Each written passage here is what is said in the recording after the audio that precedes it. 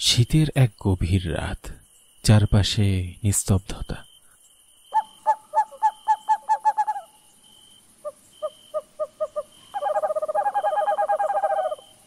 যেন পুরো গ্রাম ঘুমিয়ে পড়েছে চাদরের নিচে। কুয়াশায় ঢেকে গেছে বাঁশবাগান, পাশ দিয়ে বয়ে চলেছে ছোট্ট নদীটা। চাঁদের আলো এসে পড়েছে পানিতে, যেন কোনো অদৃশ্য ছায়া লুকিয়ে আছে সেখানে। নদীর ঠান্ডা জলে জ্যোৎস্নার প্রতিফলন।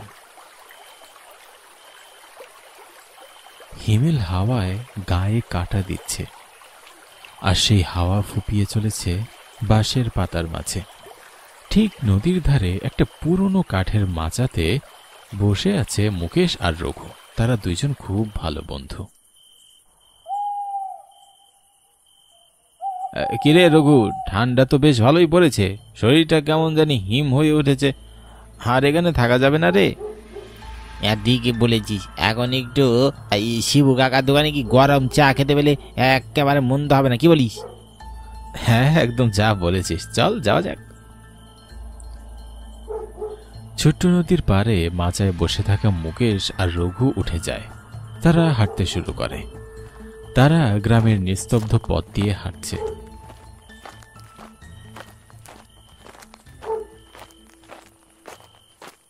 গ্রামের ছোট ছোট মাটির বাড়ি অন্ধকারে নিথর দাঁড়িয়ে আছে, যেন কেউ পাহারা দিচ্ছে। আর এক কোণায় এখনো আলো জ্বলছে, একমাত্র চায়ের দোকানে।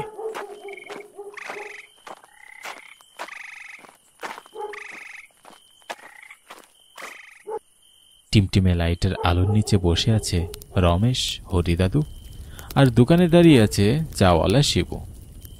হরিদাদু বলে উঠল, কে রে, আজ তোদের বন্ধু রঘু আর মুকেশ এলো না যে?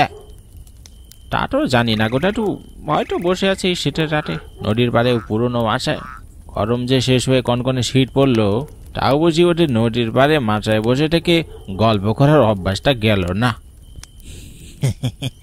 তা একদম ঠিকই কথা বলেছিস, কিন্তু বল। শীতের কুয়াশায় মোড়া এক গভীর রাত। চারপাশে নিস্তব্ধতার মাঝে শোনা যাচ্ছে দূরের শিয়ালের ডাক।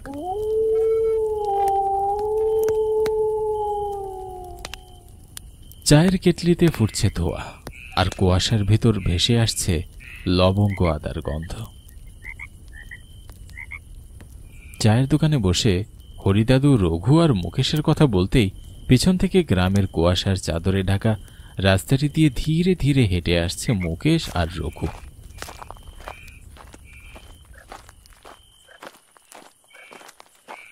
তাদের হাঁটার শব্দটাই যেন এই রাতের একমাত্র জীবন্ত সুর। কি গো হরি দাদু, তোমরা বসে আছো বুঝি চায়ের দোকানে? বেশ ভালোই আড্ডা দিচ্ছে মনে হচ্ছে। দেখছি রমেশ আছে তোমার সাথে। কি করবো বল, তোরা তো আর আমার কথা মনেই রাখিস না। তোরা দুজন বন্ধু মিলেই তো রোজ যাস ওই নদীর পাড়ে চায়ে বসে আড্ডা দিতে। এই শীত বুঝি তোদের শরীরে লাগে না? তাই আমি ভাবলাম হরি দাদু সারেই আজ আড্ডাটা জমিয়ে তুলি। কি বলো দাদু? একদম হক কথা। এই না হলে আমার দাদু ভাইয়ের মতো কথা। হাই হাই, তোরা হয়েছে আমাদের আড্ডায় যোগদান কর দেখিনি। হ্যাঁ, সবাই মিলে গরম গরম এক কাপ চা হয়ে যাক। শিবু চায়ের পটটা থেকে চা ঢালতে যাচ্ছিল, ঠিক তখনই হঠাৎ বিদ্যুৎ চলে গেল। চোখের সামনে যেন আর কিছুই দেখা যাচ্ছে না। কুয়াশা, ঠান্ডা আর অন্ধকার মিলে এক অদ্ভুত ভয়াবহতা তৈরি করলো চারপাশে।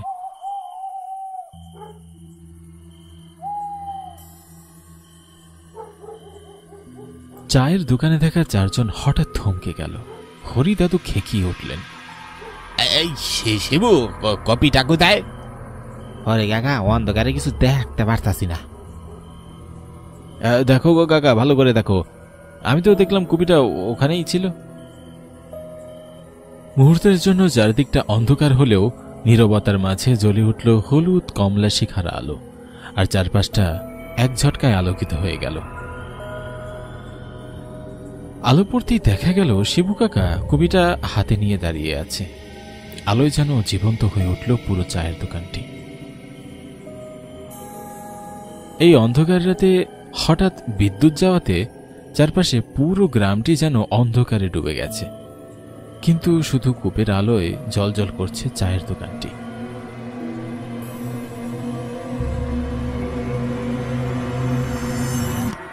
সেই মুহূর্তে একটি অচেনা লোক দৌড়ে এলো চায়ের দোকানের সামনে।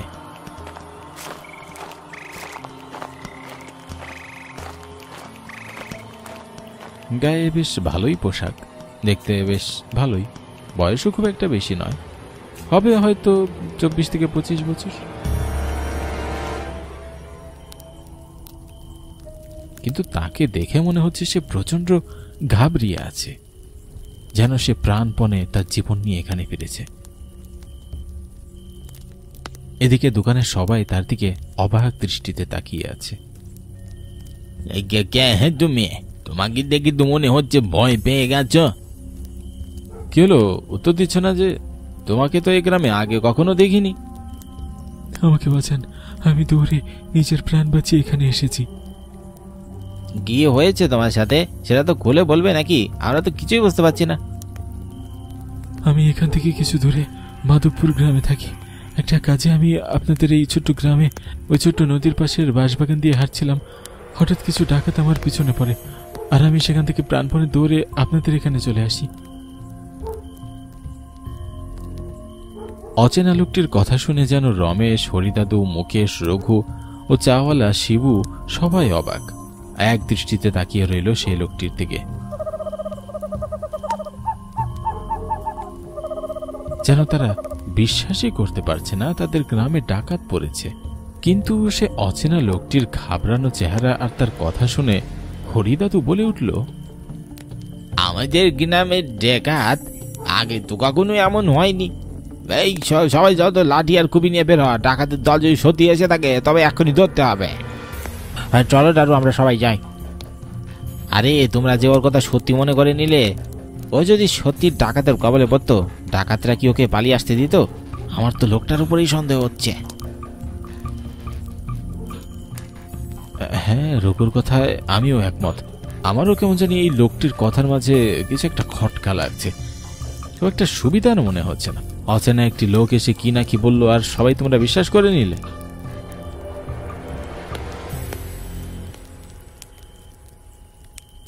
আরে দেখছিস না লোকটি কেমন করে ঘাবড়াচ্ছে? আমার মনে হয় লোকটি মিথ্যা বলছে না।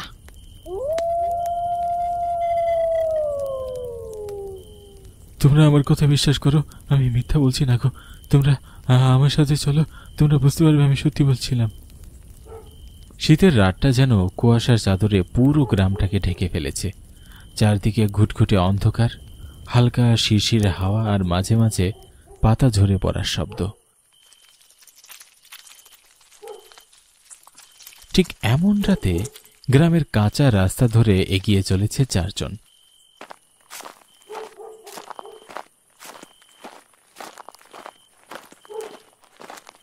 হরি, রমেশ, রঘু আর শিবু চাওয়ালা। তাদের হাতে লাঠি আর ঠ্যাঙ্গা, যেন কোনো এক অজানা বিপদের মোকাবেলায় প্রস্তুত।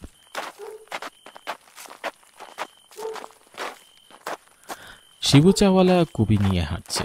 সেই কুপির আলোয় মাঝে মাঝে ঝাপসা হয়ে যাচ্ছে তাদের ছায়া, আবার কখনো ফুটে উঠছে তাদের মুখের চিন্তার রেখা।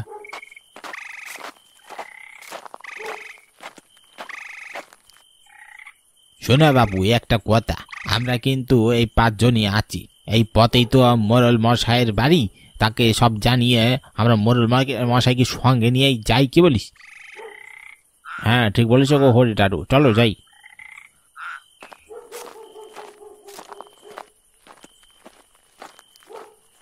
হঠাৎ হরিদাদু বলে উঠল মোরলের বাড়ি যাবার কথা, আর সবাই এক উদ্দেশ্যে হাঁটতে লাগলো মোরলের বাড়ির দিকে।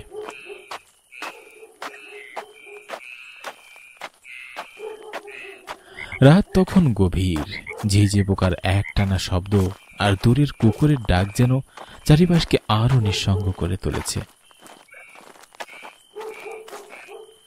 হরিদাদু, মুকেশ, রঘু, রমেশ, শিবু চাওয়ালা আর সেই রহস্যময় অচেনা লোকটি সবাই চুপচাপ পা টিপে টিপে পৌঁছালো মোরল মশাইয়ের বাড়ির সামনে।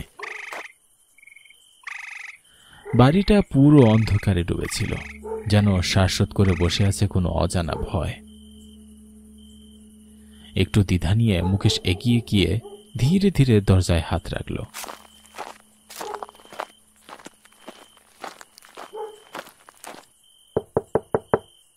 ঠক ঠক, দরজার গায়ে আঙ্গুলের ঠক ঠক শব্দটা ভেদ করে বেরিয়ে গেল নিস্তব্ধ রাতে। বাড়ির থেকে বেরিয়ে আসলো মোড়ল মশাই।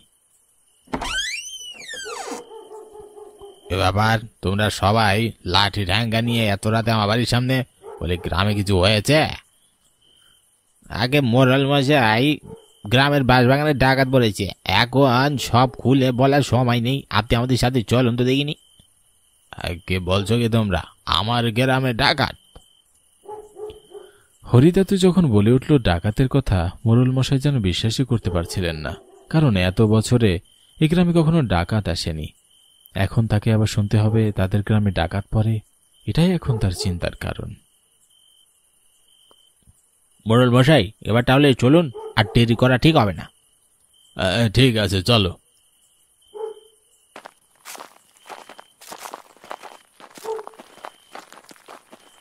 মোড়লের বাড়ির সামনে দিয়ে তারা ধীরে ধীরে এগিয়ে চলল গ্রামের রাস্তার মধ্য দিয়ে। গন্তব্য একটাই, নদীটির পাশে সেই বাঁশবাগান।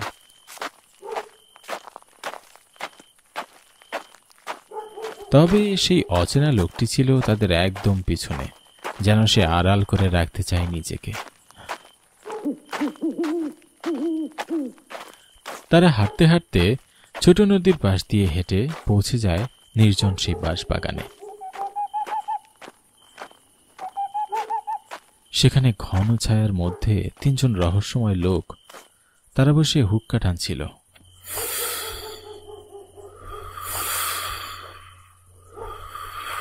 অন্ধকারে ধোঁয়ার কুণ্ডুলি মিশে যাচ্ছিল রাতের বাতাসে।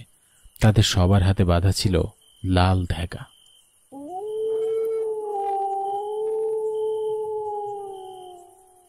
মোড়ল মশাই, ওই লোকটি ঠিকই বলেছিল, ওই যে তিনজন ডাকাত ওখানে বসে হুক্কা টানছে। এই যে আমাদের সাথে পিছনে যে লোকটি আছে, সেই আমাদের সবাইকে ডাকাতের কথা বলে এখানে নিয়ে এসেছে। তাড়াহুড়োর মাঝে আপনাকে এটা বলা হয়নি। আরে কই গেল সেই লোকটি?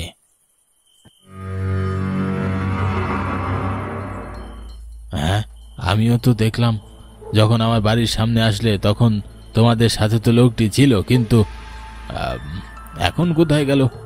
আমি উত্তেজিত ছিলাম বলে বলতেই ভুলে গেছি যে লোকটা কে। আচ্ছা, দেরি না করে চলুন সবাই, ডাকাতদের ধরতে হবে।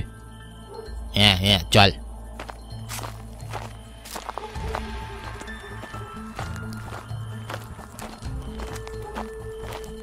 তারা সকলে হাতে লাঠিসোঁটা নিয়ে এগিয়ে যেতে লাগলো, কিন্তু হরিদাদুর চোখে মুখে কেমন একটা চিন্তার ভাঁজ।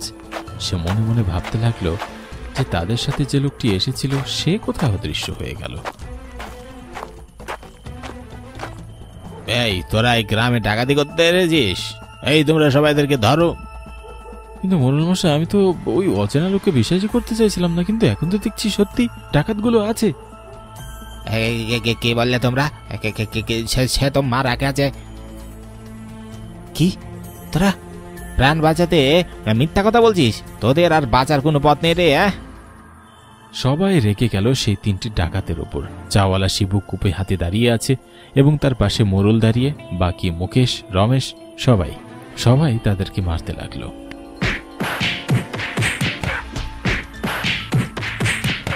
তারা ভিতর থেকে ছুরি বের করে ভয় দেখাতে লাগলো।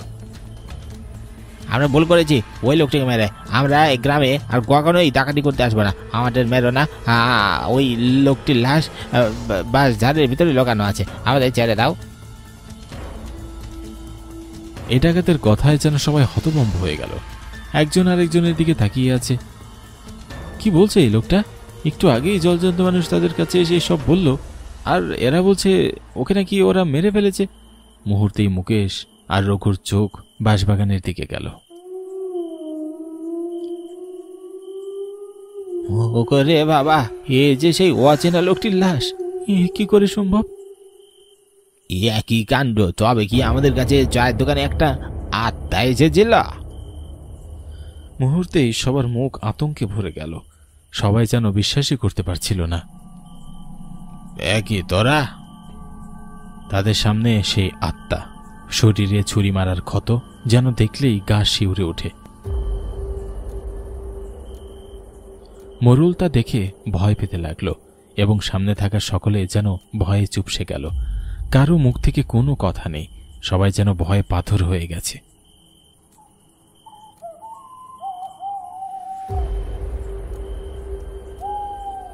তুমি মরে গিয়েছ না? তোমরা আমাকে দেখে ভয় পেও না, আমি তোমাদের কিচ্ছু করব না। আমি এই বাঁশবাগান দিয়ে হেঁটে যাচ্ছিলাম, আর এই 3 জন ডাকাত আমাকে মেরে ফেলে। আমি এদের আগে শেষ করতে পারতাম, কিন্তু ওদের হাতে একটা গ্যাদা বাঁধা আছে, তার কারণে আমি কিচ্ছু করতে পারিনি। আর প্রতিশোধের আগুনে আমার আত্মা ছটফট করছে। আমি চাই তোমরা ওদের হাতে থাকে লাল দেখাটি খুলে দাও, নয়তো আমি তোমাদেরকেও ছাড়ব না। আমার প্রতিশোধ পূরণ করে তবেই আমি এখান থেকে যাব। হরি দাদু, কি করবে এখন? আমাদের বাঁচাও, আমাদের এখান থেকে পালিয়ে যেতে দাও। আমাদের ভুল হয়ে গেছে, আর এরকম করবো না। ডাকাতগুলো যেন আকুতি মিনতি করতে লাগলো, কিন্তু সবাই থমকে গেল, যেন সবার মস্তিষ্ক কাজ করা বন্ধ করে দিয়েছে। কি হলো? আমার কথা তোমরা শুনতে পাচ্ছ না? খুলে দাও ওদের ঢাকাটি। তোরা যা করেছিস তার ফল তোদের পেতেই হবে। তোরা এই অসহায় মানুষকে মেরে ফেলেছিস, এখন তোদের কর্মের ফল তোরা ভোগ কর। হ্যাঁ, এবার তোরা আমার হাতে মরবি। তোরা কিছুতেই আমার হাত থেকে বেঁচে ফিরতে পারবি না।